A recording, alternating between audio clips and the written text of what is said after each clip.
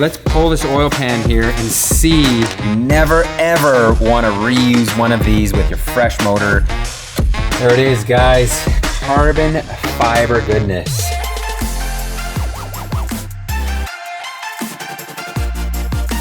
Welcome to my Dream Spec E90 M3 redemption build. If you guys are just tuning in, I have this 2011 E90 M3 that suffered an unfortunate fate on the racetrack. The engine did let go. It spun a rod bearing. There's a full video series covering that off. Go watch it, link in the top right-hand corner. But now I am back, ready to make this thing my Dream Spec, and I want to give a huge thank you to all of the partners, all the manufacturers that have supplied parts for this build. Without them, this build would not be happening. We all know BMWs are very expensive to put together, especially blown up ones, so a huge thanks goes out to them. And if you're looking to show some support, our merch store is live with this cool t-shirt here from our FA Civic build versus the E90 M3. And we do have things like these new hats, license plate frames, and a couple other designs, so certainly go check that out. And here is my replacement motor. It is a 2011 engine with 60,000 miles or just over 100,000 kilometers.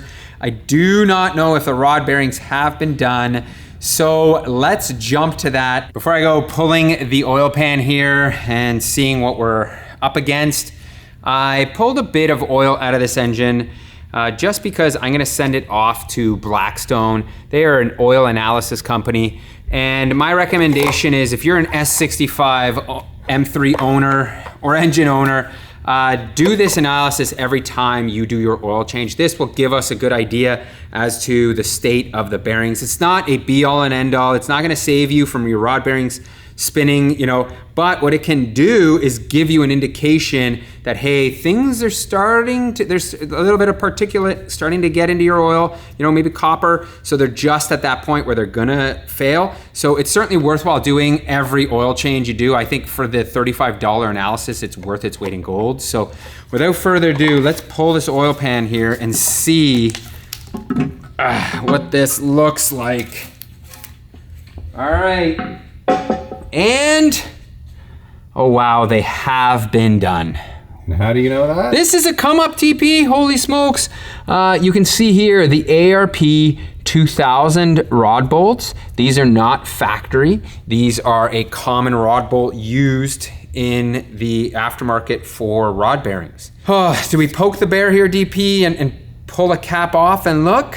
I kind of feel like we have to. Because if they were done 50,000 kilometers ago, you want to do them while we're here. That would be crazy if someone did them that long ago, but you just never know. Yeah, let's pull one and see what it looks like here. It feels like 50 foot-pounds, guys. Yeah. Which is the recommended torque spec for these rod bolts. And thankfully these, unlike the BMW rod bolts, are reusable. So me cracking these loose and then being able to put them back in, we are still going to be within the spec of what this needs to be. And you can still see it does have the lube on here. You can almost notice that dark material there. That is the ARP lube, so yeah, that was I kind of feel like these were just done. Yeah. Oh, mint. Holy smokes, guys. These must have just been done. Look at these. These are perfect. Yeah. I suspect these are actually VAC ones, judging by the color of the coating. Yeah. They were much the same as what I had, so wow. Well, that is certainly a score here. That means we won't have to go back and do these again. I decided to check all the bearings just to have that peace of mind. You never know, one could be good, other one could not be.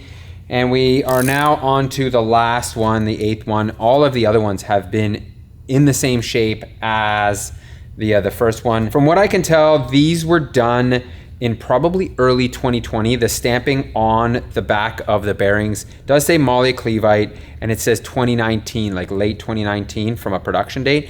So that means these were done in 2020. So I suspect these likely have around 10,000 kilometers on them. And ba-bam, another one. Man, looking really, really nice. I'll drop the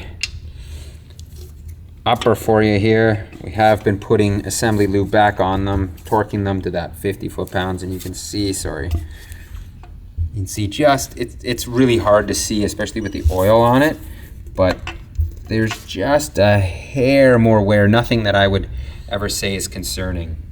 So what we are doing here is we're torquing these bolts to 50 foot-pounds as per the recommended spec for these. In one bellows loop to 20, and then I go to nice and slow 50. I always hit 50, and then it goes to 50.68. Oh my God, that 0.68. I've ovalized the. It's gonna blow up immediately. That's right. That's right. You know what's amazing about a situation like this, Pete, is just how many experts there are on the internet. It is. It blows my mind. It is staggering. When you go online, there are people that are like, BE bearings, they are the only ones you should run. And some people like VACs are the only ones you should run. These are too tight. The BEs are properly tight. Oh, don't use these rod bolts because they ovalize your bearing. Use the BE rod bolts, they don't. They're also from ARP. I know. It is just wild, the amount of information on there. It is a full rabbit hole of opinions. And yet, here we are where there are motors that are running flawlessly, like this one, I guess, for let's say, 10,000 kilometers, hypothetically, that have no issues with the VAC bearings. Then there are motors out there that have BEs that have, 50,000 miles or kilometers that have no issues. Like, they just all seem to work to a certain degree, but people have issues like me. Again, I don't know what failed, and when it does happen, everybody comes out of the woodwork and has a comment and tells me this and that. So we will see how this goes. I'm pretty confident with, these bearings already been in the car. We're gonna be good. So now we can seal this back up and finally get to installing some performance parts. From what I've read online, there are a few weak spot preventative maintenance issues that you should do with these S65 engines. And the first one we're gonna tackle are the valve covers. These are made of magnesium, which is a very light alloy, very cool piece. However, won't it burst into flames, BT? That's like right. Magnesium wheels? That's the main reason why we're gonna replace it, because they could catch fire, everybody. But in all seriousness, they do tend to leak and they degrade over time, and they're just a problem. A lot of people experience leaking down here, down the sides. You can see this bubble here. Like, this is the kind of stuff that you just get and then it just starts crumbling and falling apart. The paint does not hold well, and then these just look like total garbage. And I've also read that these are incredibly difficult to remove. There is a lot of finagling and prying that has to be done to kind of like pull them off, as I am experiencing right now. It's the tubes that hold the spark plug centers in. Yeah, I'm gonna need a bit of a pry bar here, and let's see if I can start moving it a little bit. There it goes. Wow, there's a ton of flex in this too. Holy smokes. It's pretty incredible, and of course, I don't recommend doing it this way because I'm sure I'm leaving marks on the aluminum. These have likely never been off. I'm gonna come out and say that because I can see that this engine being so low mileage, there would have been no need to remove the valve covers. Not a bad idea, like a dead blow. Here we go. Oh, yes. There we are. One of the things I also read is the magnesium, it being very porous. This gasket, let me see if I can pull this out. It can kind of like leak around this area. I can't even get this gasket out.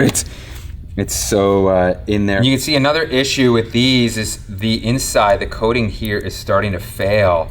So all this will chip away and eventually, like you can see here, and eventually end up inside your engine. Here is your best solution for a non-leaking, non-degrading valve cover. These are from NRW Design, and they are made of aluminum, beautifully powder coated. They decided to send me the blue ones. I think they're gonna look pretty good. They do have them in the original like gray. They've got a whole bunch of different colors and options for you guys. Aluminum is a proven material to be used for valve covers. It does not oxidize. It is not microporous like that magnesium, and it will not leak. These are an exact replica of the OEM units, so they fit up perfectly. They aren't necessarily cheap. They are just under $1,200. But when you consider the labor and the time to get in here to do a leak fix on the OEM ones, and the fact that the magnesium ones from the factory are super expensive, this to me is money well spent, especially because future labor costs are gonna go away. They offer a lifetime warranty on these. These will not leak. Like, to me, it is a great investment, especially a situation, you know, if you're doing other stuff, do these now and you'll thank yourself later. Another common premature failure on these engines are these, the BMW throttle actuators.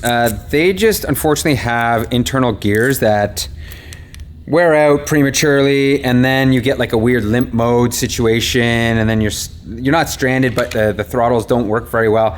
So the solution to these is some upgraded ones from Evolve Automotive, and these just have upgraded internals, and they've got a lifetime warranty. And you can kind of listen to this one, feel how like the sound of this is just, it's so much tighter versus the factory one here, where you can kind of like hear that? I can already feel like it's not as tight. There's a bunch more play in here.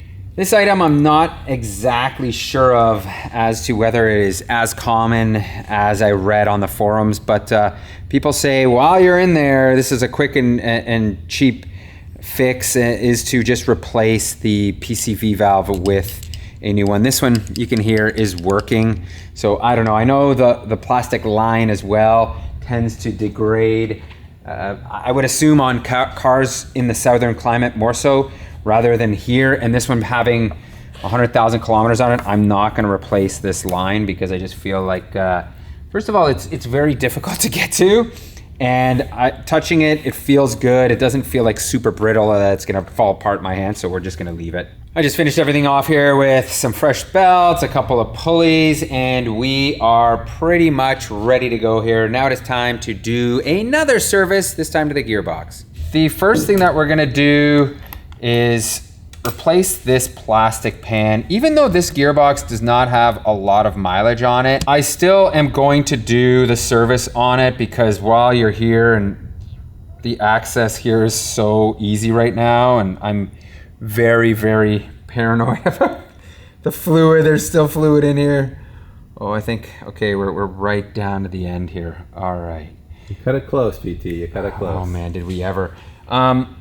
You can see like this gearbox actually doesn't have any leaking going on, but these do tend to warp.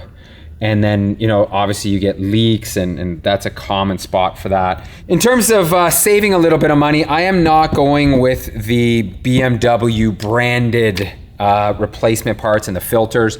This is all from FCP Euro, and that's what I love about FCP Euro, that they do have all the OEM manufacturer parts. So as you can see, this is the exact same pan with the gasket as is the BMW one here. It is identical. The same manufacturer. Well, that's the thing. And you know, you could save a bunch of money, so it's certainly the way to go. That's, again, FCP Euro has a great option for all that. So when you're shopping around, if you don't want to go the OEM way, these are very, very suitable solutions. You can see, so we are going to be changing out this filter. This goes like this, yes. And then this filter here that is on the side here. And those are the two real cartridges or filters for this gearbox. And then we can put it all back together.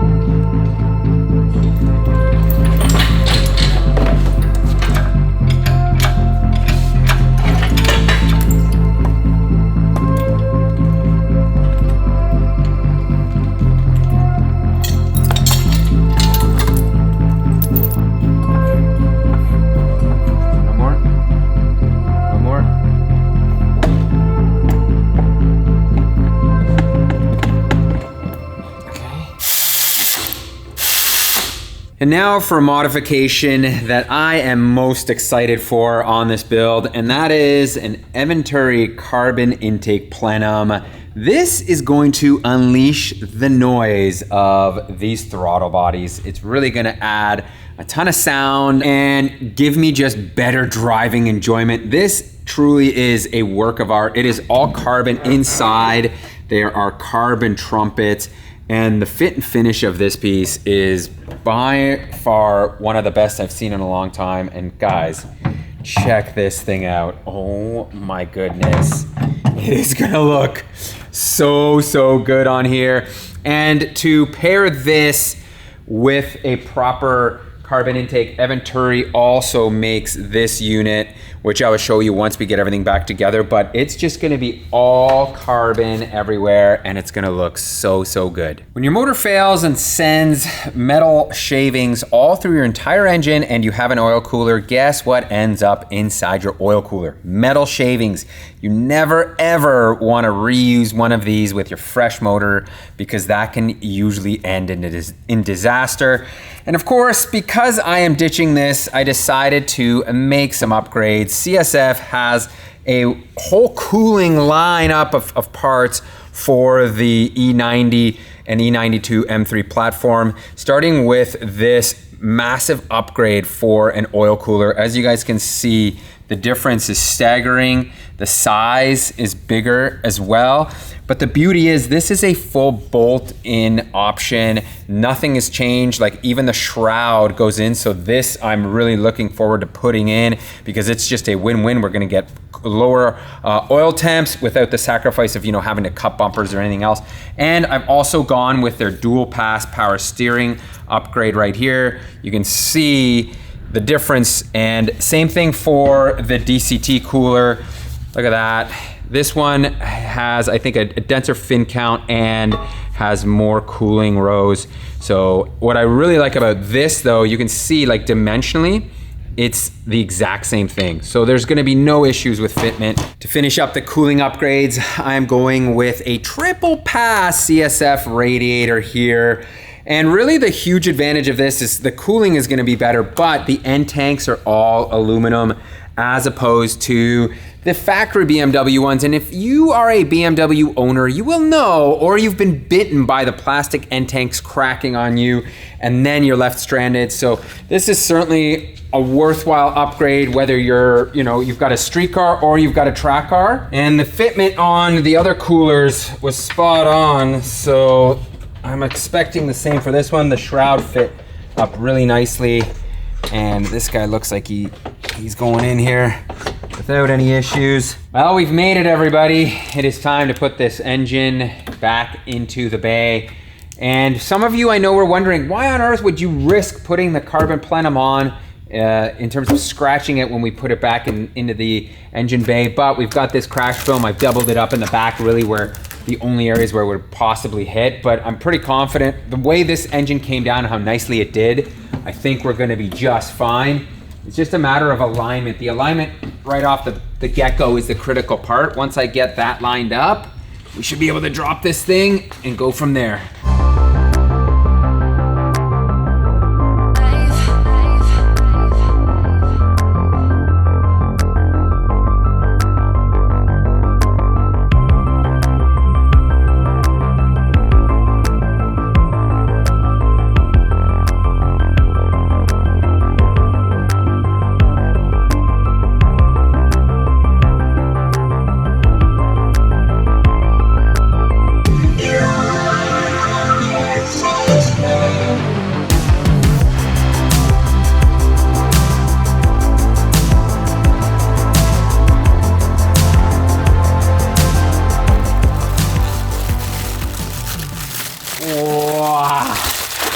Woo! Victory is back in, and DP, man, the color of the valve covers really pops in this engine bay. Yeah. Like just having the colors here. Yep. I like this, and this. Oh, look at this carbon plenum. It's a thick work of art. That is gorgeous. And as you guys saw, I'm gonna really reiterate this. I said this in another video. This car is pretty easy to work on. It's been better than most of the BMWs I think I've ever worked on. Definitely better than the E39 M5 when we did that conversion. Like, it's just been pretty turnkey for me. I've certainly liked it a lot better. It's close to Honda's. This thing, 8th gen Civic DP. Yeah. I think this is easier for me. I enjoyed this more. I enjoyed it. Just undersized rod bearings. That's well, all. yeah. And, $15,000 later, but... and a bunch of fluid on the floor here. Well, yes. You can't do one of these jobs without spilling a lot of fluid. That's it. We were so close, and of course, one of the DCT lines was plugged, and the plug fell out and dumped it all over, but... So what we're gonna do now is, as you can see, there's just a bunch of tidying up that needs to be done. We're not gonna bore you with hooking up fuel lines, connectors and all this jazz. It is now time for some performance mods. I already showed you this Venturi intake. It is now going into place here to complete the look. And this thing actually does gain power, unlike the plenum. This is advertised as 10 to, I think, 12 horsepower. And honestly, the fitment and like the design of stuff on this intake and just in general is really, really good. Like, I love the fact that there's a stopper here like that. Even on the intake side here, I'll show you, they show you exactly how far to move in the filter, which I really like, so you're not kind of like guessing. They've just taken a lot of the guesswork essentially out of this thing, which is pretty cool. There it is, guys. Carbon fiber goodness. It's a little wild to look at this, for me at least, and see the amount of carbon in this engine bay now, because I've never seen this in a vehicle before, but it is just like glorious. And because this car didn't have enough carbon fiber, I have sourced these Dynon strut braces right here that are made of carbon fiber, and they're just gonna, make things look that much better, everybody. If you're going carbon fiber, you might as well just go carbon fiber everywhere.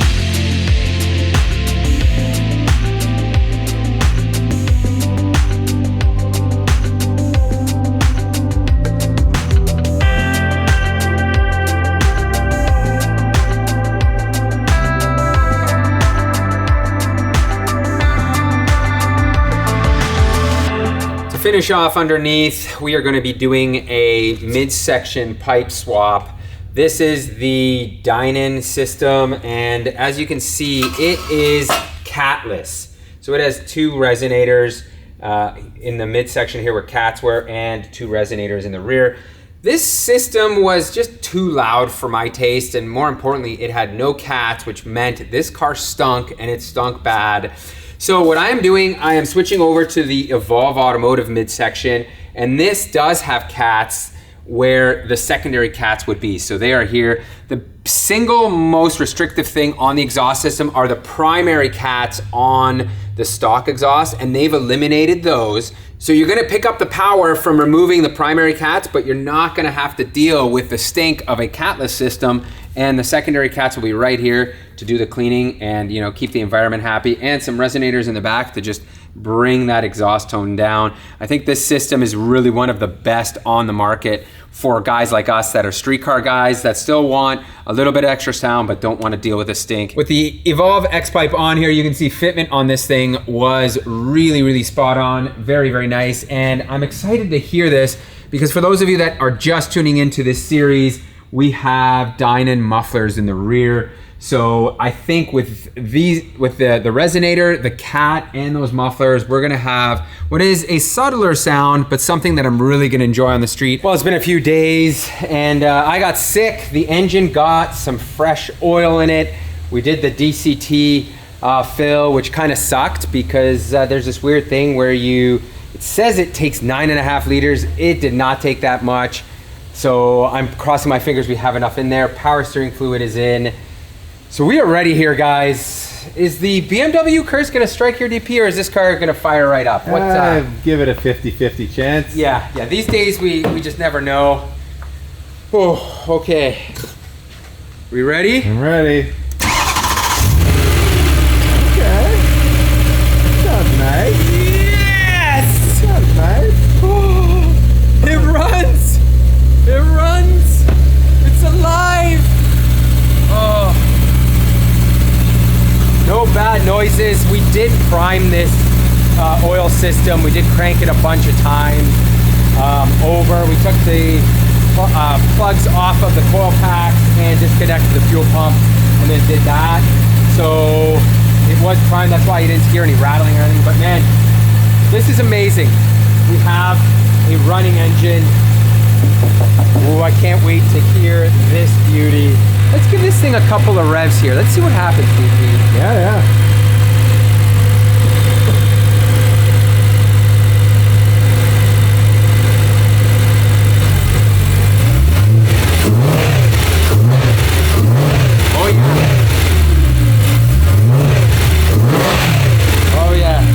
Snappy. Sounds awesome.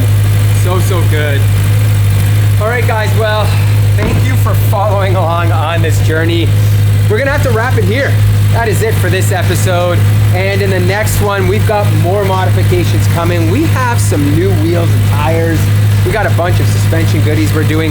We are continuing on my Dream Spec build, so make sure to tune in for the second episode. And if you certainly like the content we produce, think about subscribing, think about commenting, think about liking the videos.